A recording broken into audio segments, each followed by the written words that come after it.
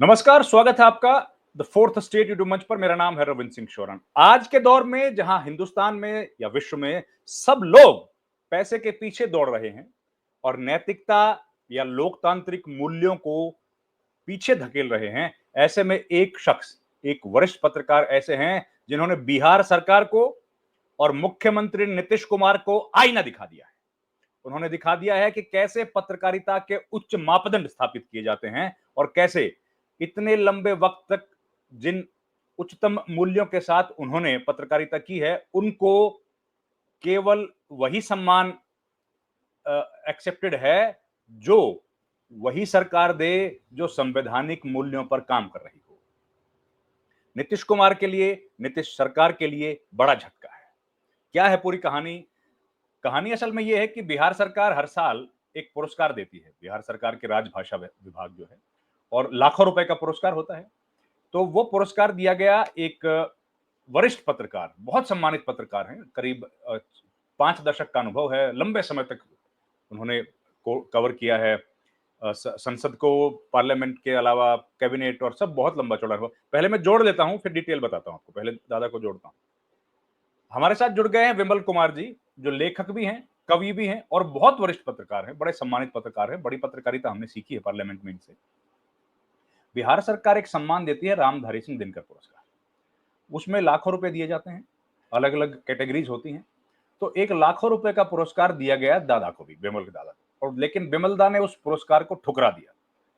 देखिए, आज की तारीख में जहां सब पर एलिगेशन लग रहे हैं कि पैसे के पीछे दौड़ रहे हैं, वैसे में एक शख्स ऐसा भी है जिनके लिए पैसा नहीं, मोरालिटी और संवैधानिक मूल्य कहीं ऊपर है। डिटेल में पूछते हैं क्या मामला है। दादा, आपका बहुत बहुत स्वागत है। विमल जी, रविंद्र जी, बहुत बहुत धन्यवाद। बहुत दिनों के बाद आपसे मुलाकात हो रही है और ये वक्त बहुत अच्छा है, आपके लिए भी हमारे लिए भी। हम लोग एक ऐसे दौर से गुजर रहे हैं जहां अपनी नैतिकता और पत्रकारिता और लेखन के मूल्यों को बचाए रखना बहुत जरूरी है।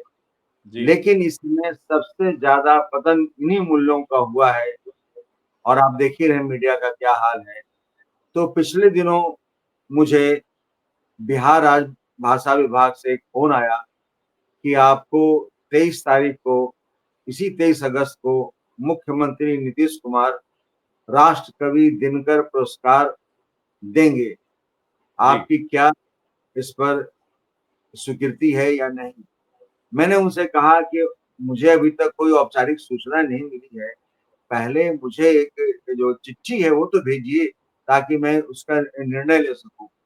कुछ देर के बाद ही उन्होंने व्हाट्सएप पर वो चिट्ठी भेजी जिसमें इस आशय की जानकारी दी गई थी कि इस साल मुझे 4 लाख रुपए का राष्ट्र कवि दिनकर पुरस्कार 4 लाख? दिया। 4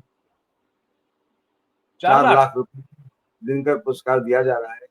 मेरे साथ साथ कई अन्य लेखकों को भी यह पुरस्कार दिया जा रहा है 23 अगस्त को।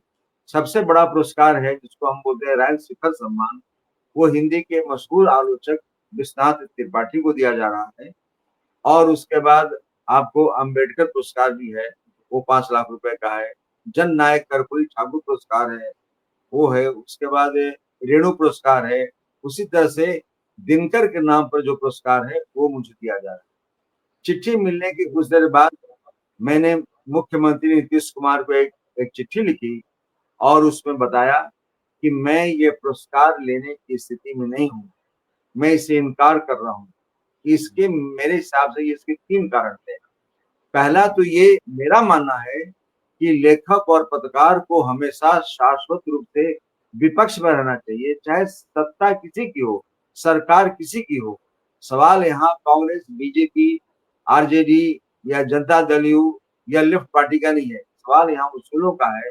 क्योंकि हम लोगों का काम ही है सत्ता की खामियों को दिखाना, बताना, और सरकार हमारा से काम सवाल। जनता के साथ एकदम खड़ा रहना है। ऐसे में मैं यह पुरस्कार लेने की स्थिति में नहीं हूँ।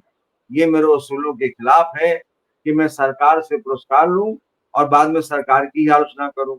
नंबर 1। मेरा दूसरा तर्क ये था कि मैं चूंकि खुद ही बिहार सरकार दिल्ली में रहते हुए एक पत्रकार में कवर करता रहा हूँ वर्षों से, और साथ साथ नीतीश कुमार की पार्टी जनता दल भी कवर करता रहा हूँ। और आपको याद होगी कई बार ऐसे प्रेस कॉन्फ्रेंस में आपसे हमारी मुलाकात भी होती रही है। बिल्कुल तो ये बिल्कुल भी बिल्कुल।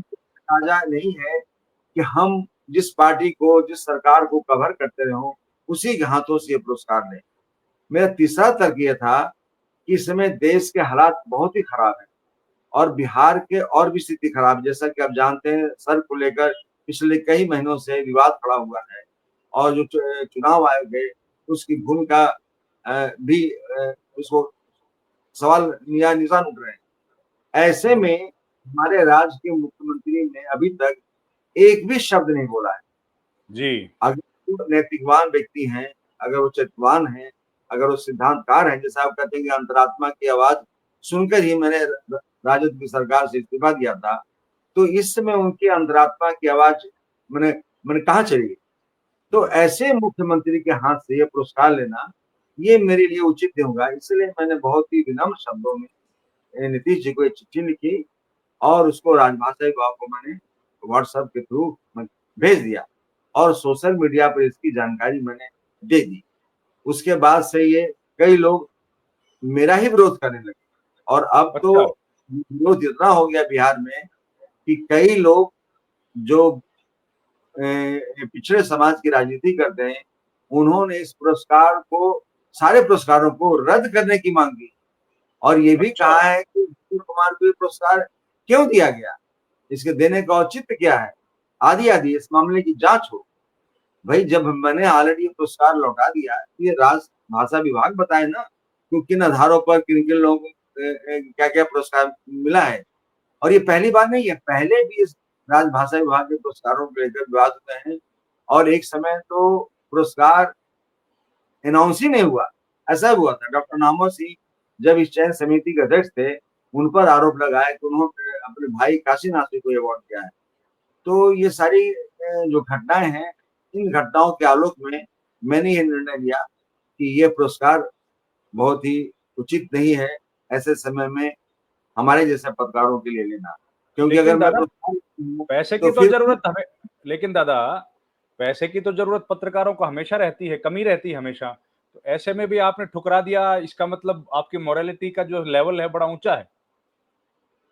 देखिए ऐसा है, ये आप सही बोल रहे हैं कि पैसे की दिक्कत एक पत्रकार को होती रहती है और खासकर मेरे जैसे पत्रकार को, आप जानते हैं यूएनआई का क्या हाल हुआ, आपके सामने कुछ छुपा नहीं है। जी दादा। और ऐसे में, और ऐसे भी हम, मैं कि रिटायर्ड आदमी हूँ, आप जानते हैं देश में रिटायर्ड पत्रकारों की क्या स्थिति है। पैसे की जरूरत होती है, लेकिन हमारे पास एक कलम है और हम कलम से लिखकर जो कुछ भी अर्न करना होगा हम कर सकते हैं, और नहीं भी करेंगे मान लें अर्न, तो और भी आय के साधन है, उसको हम तलाशेंगे। इसकी तुलना में कि हम जाकर मुख्यमंत्री के हाथों वहां फंक्शन में उनसे 4 लाख का पुरस्कार ले लेंगे। आखिर 4 लाख से होता भी क्या है, इससे कौन हमारा जीवन बहुत सुधर जाएगा। लेकिन लेकिन ये बड़ी बात है आज की तारीख में दादा, जब हर आदमी और इंसान, खास तौर पर चाहे वो पत्रकार हो या गैर पत्रकार हो, कोई भी हो, वो जब पैसे की अंधी दौड़ में लगा हुआ है, ऐसे में संवैधानिक मूल्यों की वजह से आपने जो कारण बताए कि एसआईआर पर मुख्यमंत्री की चुप्पी, ये एक बड़ा कारण है आप जो मना कर रहे हैं, तो ये अपने आप में मुझे लगता है आने वाली पीढ़ियों के लिए एक बड़ा संदेश है। तो एसआईआर से आप इतने खफा हैं कि आप पुरस्कार लेने से मना कर, बाकी लोग ले रहे हैं क्या? नहीं, अभी तक मुझे जो जानकारी मिली है उसमें सारे लोग पुरस्कार ले रहे हैं, किसी ने लौटाए नहीं है। 2 लोग पुरस्कार लेने समारोह में नहीं जाएंगे। उन्होंने दिया है कि मैं अस्वस्थ हूँ, इस वजह से मैं समारोह में भाग नहीं लूंगा। लेकिन सारे और जो लोग हैं, 12-13 लोग हैं, वो ये पुरस्कार लेने जा रहे हैं। तो हालांकि मैं इसको कोई बहुत ही बड़ी देखिए बात नहीं मानती। ये देखिए दादा, मैं दिखा देता हूँ दर्शकों के लिए ना, कि इसमें विमल कुमार जी का नाम 1 2 3 4 5 और 6 नंबर पर देखिए, राष्ट्र कवि रामधारी दिनकर सम्मान से इनका, ये अखबार में छप गई है, जागरण बड़े अखबार है, उसमें इनका नाम आया था। कोई ये ना समझे कि हम लोग जो बात कह रहे हैं उसका कोई तर्क नहीं है। तो ये इनको पुरस्कार की घोषणा हो गई थी और वो चिट्ठी भी मैं आपको दिखा देता हूँ, जिस चिट्ठी में इनको पुरस्कार के लिए नामित किया गया था, ताकि क्लियरिटी और क्लियर हो जाए, है ना दादा? जरूरी है ना दर्शकों को बताना। ये देखिए, ये आ गई चिट्ठी, ये सरकारी चिट्ठी है जो आप देख पा रहे हैं। और इसमें दादा कौन से शिव नारायण मुकुंद, ये रहा 6 नंबर पे दादा का नाम है, ये आप देख सकते हैं। तो ये चिट्ठी आई थी इनको पास, और उस पुरस्कार की राशि भी इसमें लिखी है कि इन्होंने राशि इसमें नहीं है, पर पुरस्कार का नाम है। तो ये नाम इन्होंने ठुकरा दिया। तो दादा, अब मुझे लगता है एसआईआर का जो मामला है वो बिहार में एक बड़ा मामला बन गया है। आप जैसे अगर वरिष्ठ पत्रकारों ने सम्मान ठुकराया है, तो जाहिर है जनता के मन में भी एक सवाल होगा। ये देखिए, आप तो जानते हैं कि मैं चुनाव आयोग वर्षों तक कवर करता बहुत रहा, खबर किया। और पिछले कई सालों से चुनाव आयोग पर लगातार सवाल उठ रहे हैं। उसकी विश्वसनीयता अब खतरे में है। ऐसे में जो बिहार का मामला है बहुत ही गंभीर मामला है। इस मामले पर मुख्यमंत्री को भी बोलना चाहिए था, और जो कोई भी व्यक्ति है। मैं नहीं कह रहा हूं कि राहुल गांधी जो कह रहे हैं वो सही बात कर रहे हैं। मैं केवल ये चाहता हूं कि ये जो मामला उठ रहा है उसकी जांच कराई जानी चाहिए थी। जांच हो। प्राथमिकता क्या है, किन आधार पर मतदाता सूची से नाम हट रहे हैं और अधिक संख्या में उसमें ऐड हो रहे हैं। आप जानते हैं कि जब लिंगदो साहब थे मुख्य चुनाव आयुक्त, हमारा भी नाम मतदाता सूची से गायब हो गया था। मैंने कई अच्छा। बार चुनाव को लिखित ये शिकायत की कि भाई मेरा नाम तो उसमें ऐड हो। बहुत प्रयास करने के बाद जाकर मेरा नाम उसमें ऐड हुआ। मैंने कहा कि मैं आपका चुनाव रोज कवर करने आता हूँ, और ये सवाल मैं बार बार उठा रहा हूँ, भाई मतदाता सूची से मेरा ही नाम गायब हो गया है। कहने का मतलब ये है कि बहुत ही गैर जिम्मेदार ढंग से मतदाता सूचियां बनती हैं। ये तो सिद्ध हो गया है ना। और पहले भी ऐसा नहीं कि पहली बार नाम रहा, आप सुनिएगा अखबारों में खबर चलती थी, गाजियाबाद से इतने लोग का मतदाता सूची नाम गायब, फला बिहार में गायब, तो जयपुर में गायब, चंडीगढ़ में गायब। ये पहले भी होता रहा है, लेकिन इस बार बहुत ही बड़ी संख्या में मतदाता सूची से लोगों के नाम गायब कर दिए गए। तो ये सवाल वाकई महत्वपूर्ण है। देखिए, वोट देना हमारा संवैधानिक अधिकार है, इसलिए हमको बिना बताए, बिना सूचना दिए आप वोट लिस्ट से नाम नहीं गायब कर सकते हैं। उसका नियम है कि अगर चुनाव आयोग किसी का नाम डिलीट करता है, अगर वो आपका बीपीएलओ आता है और देखने के लिए घर पर ताला ही बंद है, तो आप सूचना दें। होनी चाहिए व्यवस्था। आज मेल है, व्हाट्सएप है, आपको एसएमएस है, बहुत सारी सुविधाएं हैं। आप उनको एसएमएस कीजिए, भाई ताला बंद था, कहाँ गए थे। कि वो ताला बंद होने से आप किसी का नाम डिलीट नहीं कर सकते। आप RW है, वहां से कंफर्म कीजिए ये आदमी यहाँ रहता है कि नहीं रहता है, वापस से गया कि नहीं गया है। एक और नियम है कि अगर आप एक शहर से दूसरे शहर में जाते हैं, वहां आपका नाम आप ऐड करना चाहते हैं, तो जिस पिछले शहर में आपका नाम वहां रहा हो, वहां पर आपको मतदाताओं को आवेदन करके उस नाम को डिलीट करना होता है। लेकिन संभव नहीं है, बहुत सारे लोगों की जानकारी नहीं है, तो शहर बदलते समय लोग नहीं मालूम होता है, और फिर क्या होता है कि उनका नाम भी कई बार नहीं ऐड होता है, और कई बार वहां जो जो पिछले शहर में रह चुके हैं वहां भी उनका नाम मतदाता सूची में रहता है। बहुत वर्षों तक मैं दिल्ली से जब गाजियाबाद में रहने लगा, तो बहुत सालों तक दिल्ली के मतदाता सूची में मेरा नाम था। ये नियम है, तो मुझको बाद में पता चला कि भाई ऐसा भी नियम है। तो आम आदमी को बहुत सारे नियमों की जानकारी नहीं, इसलिए ये जिम्मेदारी चुनाव आयोग की कि वो उसको नाम अगर डिलीट करना है तो जाकर करे, पिछले शहर में उसका नाम है तो। सारी जिम्मेदारी मतदाता की ऊपर ला देना, ये सब भी नहीं होना चाहिए। ये हमारा मानना है। बिल्कुल, बहुत इंपॉर्टेंट बात आपने कही दादा, और इसी नोट पर हम इस कार्यक्रम को खत्म करते हैं। फिर से बता दूं दर्शकों को कि दादा बिमल कुमार जो वरिष्ठ पत्रकार हैं, यूएनआई समेत कई जगह पर काम किया है, लंबे समय तक पार्लियामेंट कवर की है, लंबे समय तक कैबिनेट और दिल्ली में खूब पत्रकारिता की है, जमकर सवाल पूछे हैं। उन्होंने बिहार सरकार के उस सम्मान को लेने से इनकार कर दिया है जो इनको दिया गया था। लाखों रुपए का पुरस्कार था, 4 लाख रुपए का। और कि उसका कारण यही है कि आज भी वो चाहते हैं कि हुकूमतें, सरकारें संवैधानिक मूल्यों पर हों, और पत्रकार नैतिक मूल्यों का पालन करें, और उसी मूल्यों का पालन करते हुए बिमल कुमार जी ने इस सम्मान को ठुकरा दिया। दादा, आप हमारे साथ जुड़े, आपने हमारे साथ बातचीत की, आपने वक्त दिया, आपका बहुत बहुत धन्यवाद। Thank you very much. बहुत बहुत धन्यवाद जी। हम लोग ने ऐसे मौके पर इस महत्वपूर्ण मसले पर बातचीत की, चाहे वो चुनाव आयोग का मामला हो, चाहे लेखक और पत्रकारों द्वारा पुरस्कार लेने का मौका हो।